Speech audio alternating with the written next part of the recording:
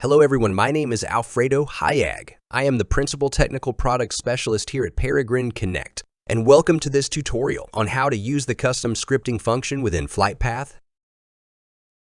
Start off by opening Neuron, click on File, New and then Repository, then click on Data Mapper and launch FlightPath. Custom scripting allows you to unlock advanced and dynamic mapping logics that goes beyond the standard capabilities of a data mapper. Whether your data mapping requirements are complex or you simply want more control, custom scripting can be a powerful tool in your data integration toolbox. This allows you to use the full power of C# to perform custom scripting operations. Select your source and target schemas for your data mapping task. In order to use custom script in the mapper, map a source field to a target field by holding the Control key.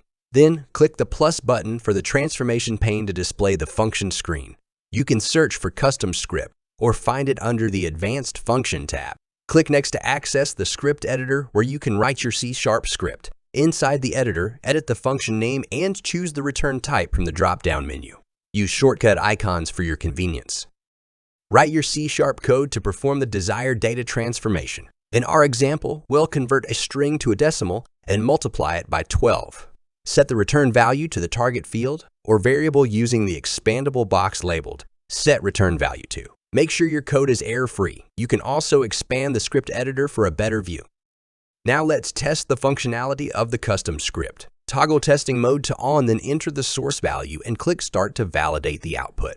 During testing, you can click the Edit button on the custom script function to preview the step-by-step results. When you're satisfied, click Stop and toggle testing mode to off.